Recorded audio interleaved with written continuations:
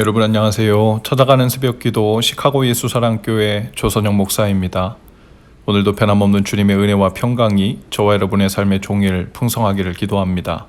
오늘 말씀은 시편 79편 1절에서 9절까지 말씀입니다. 제가 읽어드리지요.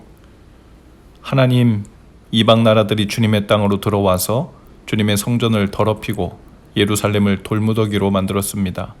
그들이 주님의 종들의 주검을 하늘을 나는 새들에게 먹이로 내주고 주님의 성도들의 살을 들짐승에게 먹이로 내주고 사람들의 피가 물같이 흘러 예루살렘 사면에 넘치게 하였건만 희생당한 이들을 묻어줄 사람이 아무도 없습니다.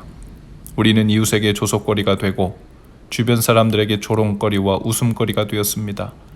주님, 언제까지입니까? 영원히 노여워하시렵니까?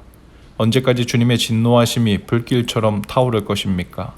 주님을 알지 못하는 저 이방인들에게나 주님의 진노하심을 쏟아 주십시오. 주님의 이름을 부르지 않는 저 나라들 위에 쏟아부어 주십시오. 그들은 야곱을 집어삼키고 그가 사는 곳을 폐허로 만들었습니다. 우리 조상의 죄악을 기억하여 우리에게 돌리지 마십시오. 주님의 긍휼하심으로 어서 빨리 우리를 영접하여 주십시오. 우리가 아주 비천하게 되었습니다. 우리를 구원하여 주시는 하나님, 주님의 영광스러운 이름을 생각해서라도 우리를 도와주십시오. 주님의 명성을 생각해서라도 우리를 건져주시고 우리의 죄를 용서하여 주십시오. 아멘. 아삽의 시편입니다. 포로기 때 쓰여진 것으로 보이는데요. 아삽은 하나님하고 부르면서 하나님께 이스라엘의 황폐한 현실을 아뢰고 있습니다. 하나님은 아브라함과 이삭과 야곱에게 가나안 땅을 주시겠다고 약속하셨죠. 그리고 약속대로 430년 후에 이스라엘 백성에게 그 땅을 주셨습니다. 출애굽하게 하셨고 40년간의 광야 생활을 지나 마침내 가나안 땅에 들어가게 하셨죠. 여호수아를 통해 가나안 땅 정복 전쟁을 시작하게 하셨고 결국 그 땅을 차지하게 하셨습니다. 하나님은 가나안 땅 중에서도 예루살렘을 도성으로 선택하게 하셨고 그곳에 성전도 건축하게 하셨습니다. 그리고 하나님께서는 그곳에 친히 왕이 되어 주셨습니다. 그런데 전혀 상상치 못했던 일이 발생합니다. 하나님의 약속이 대대로 성취되어 마침내 차지하게 된 그 약속의 땅, 또 성전이었는데 그 땅에 이방 나라들이 주의 기업의 땅에 쳐들어온 겁니다. 바벨론이 예루살렘을 쳐들어왔습니다. 이방인들이 주의 도성인 예루살렘에 쳐들어와 성을 무너뜨리고 돌무더기가 되게 했다고 했어요. 주님이 계시는 성전은 황폐하게 되었습니다. 이방인들이 그 성전을 더럽혔습니다. 성전이 무너지고 성전에 있던 도구들을 노획물로 빼앗아갔지요. 바벨론 사람들은 성전의 도구를 빼앗아다가 승전을 축하하는 잔치에서 술을 먹는 잔으로 사용했습니다. 이런 현실로 인해 아삽은 고통하고 있죠. 아삽은 이런 비참한 현실을 그대로 하나님께 아뢰고 있는 거였어요. 그러나 이 모든 일들은 사실 예견된 일이었죠. 어떤 분들은 이스라엘 백성들을 통해 잔인한 정복 전쟁을 하게 하신 하나님이 잘 이해가 되지 않는다고도 합니다. 마치 이스라엘 백성은 하나님이 선택하셨다는 것 하나로 우위를 점하고 있고 가나안에 살던 족속들은 하나님이 선택하신 백성들에게 그 땅을 주시기 위해 정복 전쟁에서 일방적으로 희생당하고 정복당하고 터전을 빼앗겼던 그런 희생한 사람들이 아닌가 하고 의아해하죠. 하지만 가나안에 살던 족속들은 하나님의 계획을 이루는 희생양이 되어 땅을 빼앗긴 것이 아니었습니다. 그래서 쫓겨난 것이 아니었죠. 그들은 그들의 죄악이 가득해졌고 그 죄로 인하여 심판을 받게 되었다고 성경은 이야기합니다. 그 심판하는 과정에서 이스라엘 백성들을 들어 정복전쟁을 하게 하신 것이었습니다. 여호수아를 선두로 한 정복전쟁은 이스라엘 편에서는 약속의 땅을 취하는 전쟁이었고 가나안에 살던 족속들에게는 그들의 죄악이 가득 차서 심판을 받는 과정이었죠. 또한 가득 찬 죄로 인해 그 땅에서 쫓겨나게 되는 일은 비단 가나안 족속에게만 해당되는 일이 아니었고 그 땅에 들어와 살게 된 이스라엘에게도 똑같이 적용되는 일이었습니다.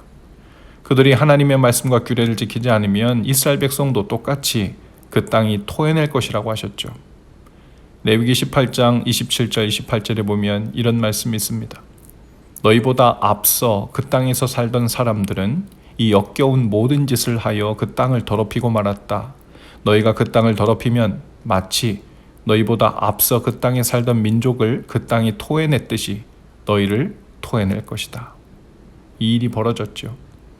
바벨론 군대에 의해 예루살렘이 짓밟히고 성전이 회파된 일, 그리고 백성들이 포로로 잡혀간 일은 명백하게 이스라엘이 하나님의 언약을 어긴 결과였습니다. 단순히 언약을 어긴 것만이 아니라 선지자를 통해 회개를 선포해도 듣지 않고 고집을 부린 결과였죠. 이제야 아삽은 하나님께 은혜를 구합니다. 그런데 하나님께 은혜를 구할 근거가 하나도 그들 편에 남아있지 않았던 거죠. 그래서 오직 하나님의 은혜를 의지하여 구하고 있습니다. 8절 후반절에 보면 주님의 긍휼하심으로 어서 빨리 우리를 영접하여 주십시오 라고 구합니다. 또 9절에 보면 주님의 영광스러운 이름을 생각해서라도 우리를 도와주십시오. 주님의 명성을 생각해서라도 우리를 건져주시고 우리의 죄를 용서하여 주십시오 라고 구하고 있죠. 하나님의 은혜를 구하며 부르짖되 오늘 우리가 서 있는 자리에 왜 이르게 되었는지를 묻지 않고 생각하지 않고 그저 문제가 속히 해결되기만을 구한다면 사실 문제가 해결되어도 주님과의 관계 회복은 이루어지지 못할 것입니다. 또 그렇다고 우리 안에 있는 어떤 긍정의 힘이나 소망의 힘이나 버티는 힘에 근거하여 상황을 이기고 넘기기를 구하고 있다면 그 또한 힘겹게 버티는 힘이 될지는 몰라도 진정한 문제 해결과는 거리가 있을 것입니다. 이런 시가 있습니다. 슬플 때 나보다 더 슬픈 일을 찾아 슬픔을 달랬고 기쁠 때 나보다 덜 기쁜 일을 찾아 기쁨을 누렸다. 나의 행복을 위해 더러는 누군가의 더 큰 슬픔이 필요했고 더러는 누군가의 더 작은 기쁨이 필요했다. 남의 불행을 가져다 나의 행복을 지었다. 반석 위에 집 지은 줄 알았더니 모래 위에 집 짓고 살았네. 오늘 우리의 삶이 마치 하나님의 자녀라는 신분으로 인해 완벽하게 완전하게 보호받을 삶이라 생각했는데 어느 순간 예루살렘이 파괴되고 성전이 무너지는 것 같은 문제를 만날 때가 있죠. 하나님을 알지 못하는 사람들의 눈에게조차 부끄럽고 창피한 인생처럼 보일 때가 있습니다. 그러나 그럼에도 오늘 우리는 우리 안에서 찾아낸 그 어떤 작은 가능성의 이유가 아니라 오직 전적인 주님의 긍휼하심, 주님의 명성, 주님의 선하심으로 인해 은혜를 구하실 수 있기를 바랍니다. 오직 흠없고 완전하신 주님의 선하심이라는 그 반석 위에서 오늘도 믿음의 집을 지어가는 날 되실 수 있기를 주님의 이름으로 축복합니다. 기도합시다. 주님, 오늘도 저희가 의지하고 설 반석은 주님의 긍휼하심 뿐입니다. 주님의 이름뿐입니다. 그 이름을 인하여 그 긍휼하심으로 인하여 오늘도 자격 없는 저희를 돌보시고 지키시고 필요한 모든 것을 채우시옵소서. 무엇보다 주님께 더 가까이 저희를 이끌어 주옵소서. 예수님 이름으로 기도합니다. 아멘. 여러분 오늘도 예수 사랑으로 화이팅입니다. 내일 아침에 다시 찾아뵙지요.